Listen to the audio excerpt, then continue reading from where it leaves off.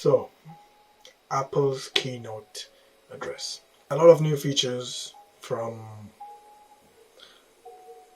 things we've already seen before. And since you've read the title, you know that I have seen them. I've been using these specific features for a very long time. So many things in Apple can only be enjoyed if you're in that ecosystem, and even if you are in that ecosystem, you still feel held down. Everything has to be through the App Store. Like, let man download from the web if he wants to. Like, what is wrong with you guys? But anyways, this is about, this is my impressions on what happened yesterday. First of all, a very big round of applause to the whole production team. That whole presentation was immaculate. That was hands down one of the best live presentations I've seen. Apple has, made a gold standard of how good they present their stuff, whatever they're presenting, if it be software presentations, new software updates or hardware updates. Whatever it is, they do it really well. So they have set a standard, and I think yesterday they set a new standard for live presentations, and coming soon we will have other manufacturers doing theirs as well. So let's see how they're gonna go against such a well-rehearsed, though I know it was pre-recorded, but it was so seamlessly good that it really took me by surprise. Another shout out to the person who was in control and managing the drone, the effects and transitions. Bro, oh my god, that dude was on point. I don't know how many coffee he drank to be able to do those, or how many tries he did, because as I said, it is pre-recorded, but hey, hats off, man, he did an excellent job. So let us start with the features that some other manufacturer has had for a very, very long time. I'm not saying that the other manufacturer cannot also copy from Apple, because there are some things in Apple that they have now that they don't have. Now let's talk about them. So we have the app library, we have the widgets, we have the picture-in-picture. Seriously, man. Now additionally, they also included the app clips. Yeah.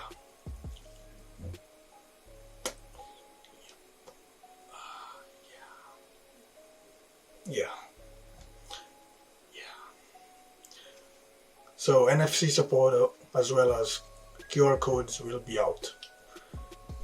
Seriously? Now here's the thing. Here's my question to the fans. If each app could have a general UI, a code. When I mean a general code, if I put a code on my shop, let's say I have a shop and I put a code, maybe it's about, a PayPal code, but then I will have to put two different codes, one for Google and one for iOS.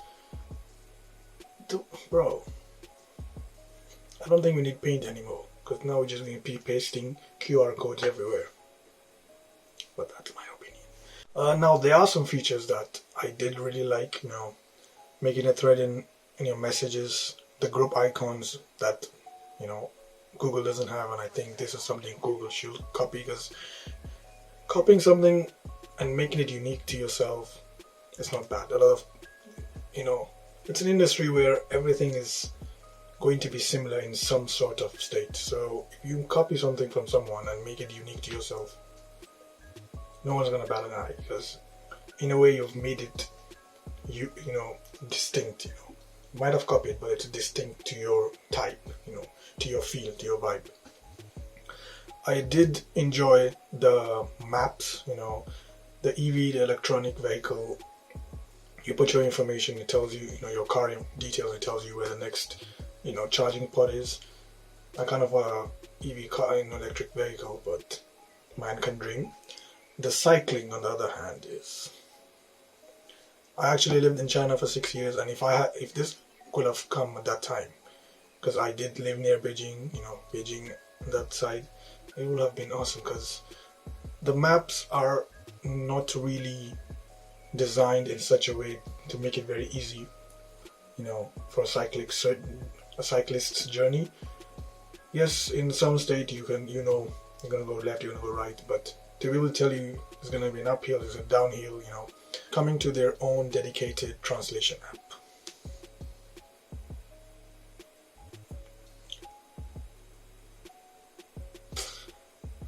I don't know.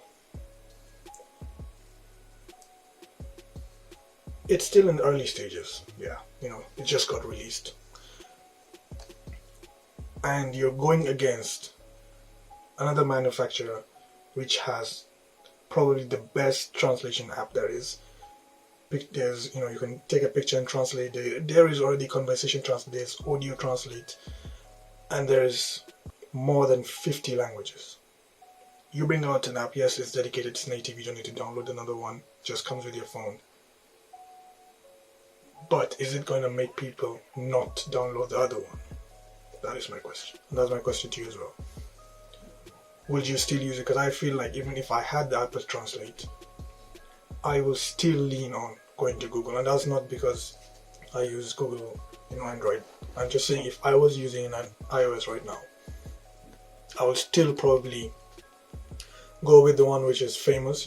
It is recognized, world recognized translation app. Literally everyone uses it. So why would I use the Apple Translate? That's just my bit, struggle right now to understand, was this the right way? They could have just found a way, though I know it would have been next to impossible to integrate Google's Translate, but it would have been better, I feel. But Apple is trying to be distinct, they want everything to be unique to their ecosystem, like I've said. So that does come with downsides, but hey, they're very strong right now, everything is in their position. They have really loyal fans, so they know whatever they push out will be grabbed easily. So coming to the AirPods, spatial sound as well as the ability of the AirPods to know when it syncs to different devices, and you can only listen to the audio of the device that is being used, and it can tell if by you just picking it up. It's a very good update. The spatial sound will change the game. Imagine watching a movie and you feel immersed. So what else do you want? You want to enjoy whatever you're watching and to feel like you're in that specific bubble. So excellent. Apple Watch also got its own update. We have the sleep tracking as well as the hand wash. Sleep tracking, I don't know if I did have it, will I be using it? Because I do sleep a lot and I don't want anything telling me that I'm sleeping too much. But that is for good hygiene, they've added 2 features which are really good for good staying healthy, having good hygiene. Because hand wash, especially in this pandemic we are living in, that is a very good initiative, a good way to attract people. Like, this watch can help you stay safe, cleaner, help you out when you need it the most. Lastly, Mac OS. This is probably the biggest announcement, the fact that they're unshackling themselves from Intel. Yes, it is a very good choice. Being held down, if you create something, create a product, and in that product there are some things that you don't own. Whatever that product does have limitations, because then you will have to source information through whatever those manufacturers of those companies. So if you're making an app or you want something, you're pushing out something, you have to let your components manufacturer that this is going to happen. Will it be able to do it? Will it be able to handle it? Will there be some restrictions? Will it be unlimited? Will there be some limitations? And now that everything is native, the silicon chips, their own native silicon chips, everything will be ease of access. Whatever they want to do with it, they can do it with all ease. There's nothing like, we have to go through Intel, you have to go through so many channels to be able to make it easy for our product to, be user friendly, have high functionality, etc. Coming to the update itself, the Big Sur. It's an odd name, but hey, Apple does their own thing. Like I said, they want to be just weird. I'm not saying Google doesn't make weird names. Google probably has the weirdest OS names, but Big Sur is, well, let's just say it's up there. It's a redefined look. It looks very much like you put an iPhone and just popping it up on a big screen.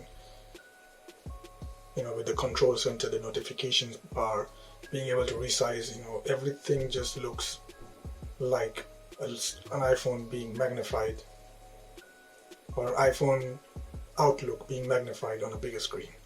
I'm not saying it's not good. Yes, that's very good because it creates this ease of access, easy functionality, easy user interface, which is why most people do go for iPhone, because of how easy it is to use.